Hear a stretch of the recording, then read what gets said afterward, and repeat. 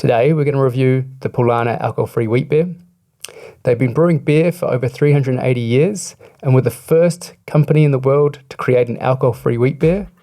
Let's see how it tastes.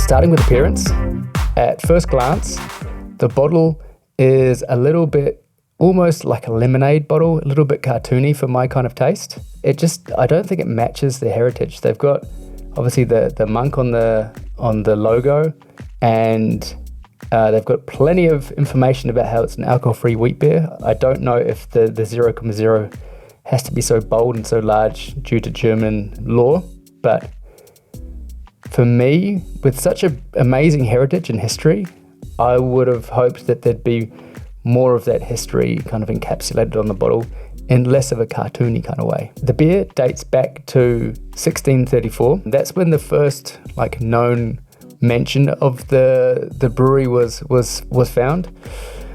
And what happened was the local breweries were actually complaining about Paulaner because the monastery was creating beer. The beer was mainly for the monks, but anything they didn't drink, they would then also sell or give away to the locals. And that was obviously cutting into the profits of the local breweries. So they complained, which started the process of creating the Paulaner brewery. In 1773, the monastery actually became officially a pub. So they actually got a license to be able to sell the beer. And there's actually a festival in Munich that stems from the Paulaner brewery, which is called the Stark Beer Fest, so the Strong Beer Festival.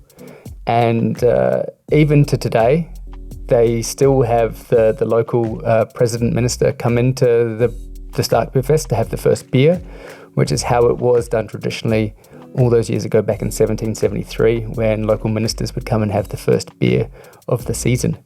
So it's got a really amazing, rich history, this brand, and they're available, to be drunk at the Oktoberfest as well. You can find Paulaner. For me personally, I don't find the branding on the alcohol-free bottle matches with the fantastic history that they've got.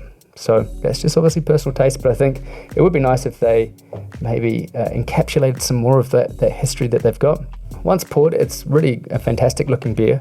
It has amazing head when it's poured. There's a good irregularity to the bubbles, which I heard is a good sign. So it's a lot like bread baking. You want different sized bubbles in the beer or in the yeast, and it looks really appealing once it's poured. So for me, the bottles, the packaging, they may need a little bit of a rebrand. I'm sure that they rebranded themselves for a younger population and youth, and I think maybe they could just tap back into that history that they've got. The beer itself, when it's been poured, it looks fantastic. I would happily sit down to enjoy a beer just based on appearance. So looks-wise, it's getting 3.5 out of 5 for me.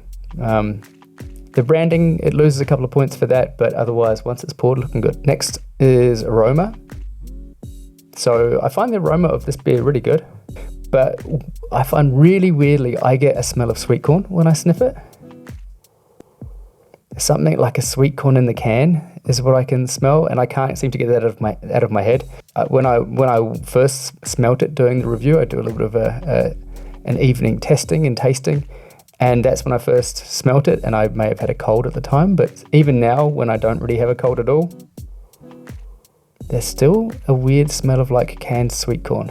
So could just be the mixture of the sugar and the sweetness of the beer and then the malt that comes through, but there's something almost sweet corny about it. Nevertheless, I'm going to give it 4 out of 5 because it does smell appealing, it does smell tasty, and I don't mind sweet corn. I like sweet corn quite a bit, so 4 out of 5 stars. On to taste.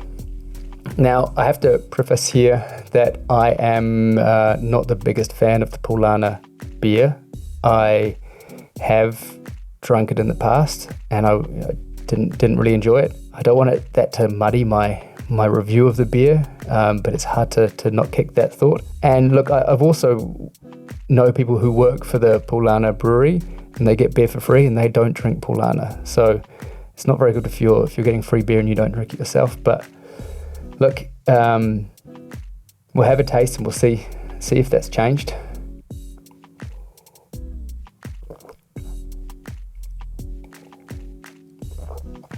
Look, I think the first sip and first taste, it's actually really good. So it's a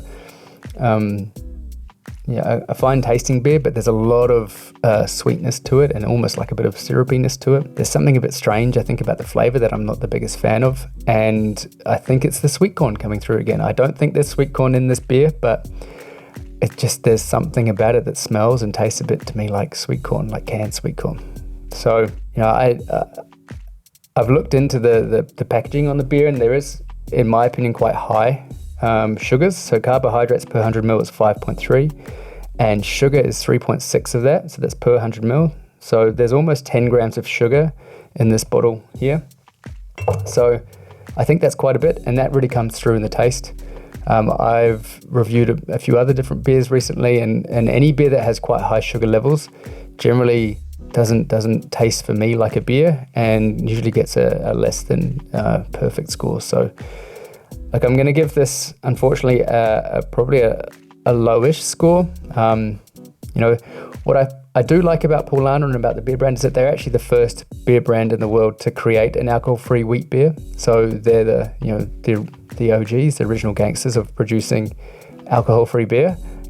So that's something to take into account. But the fact that maybe they haven't updated that recipe since 1986 when it came out, it probably does need a rethink and a review, because for me it just tastes too sweet. It's not going to be a beer that I'd pick to put into my fridge, and I'm going to give it 5 out of 10 for my review for taste.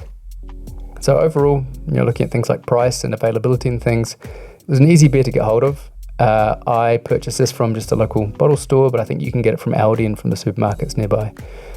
It comes in a 6-pack. Again, as I mentioned, the 330ml bottles I like. It's probably a more simpler size to drink, especially if you're not the biggest fan of it. So therefore, I'm going to give it 4 out of 5 stars. I think it was well priced, easy to purchase. So that's the score I've given to all the other beer brands that are easy to get hold of and easy to purchase and well priced. So total for Paulaner is 16.5 out of 25. So not a great score. Passing score, like if I saw it out in a beer garden, or if I was at a restaurant and that was the only option, the only alcohol-free beer, I'd probably go for it. Probably would drink it. But it's not going to go in my fridge as my go-to alcohol-free beer. And I'd hope that maybe they review the flavor and the packaging, and maybe bring out something a bit more, a bit less sweeter, and a bit more taking into the heritage and the amazing history that they've got. So I'd love to hear your thoughts. Feel free to let me know if you've tried it, if you also can smell and taste sweet corn, or if I'm just a bit strange, or if you also find it a bit too sweet, or maybe it's your go-to beer and it's a beer that you want to enjoy in the sunshine. So maybe you only want to have 1 or 2 of these, and that's the perfect amount of taste and sugar and flavor.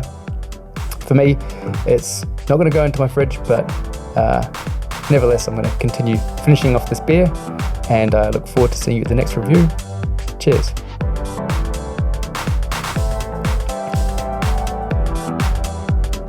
It's not that.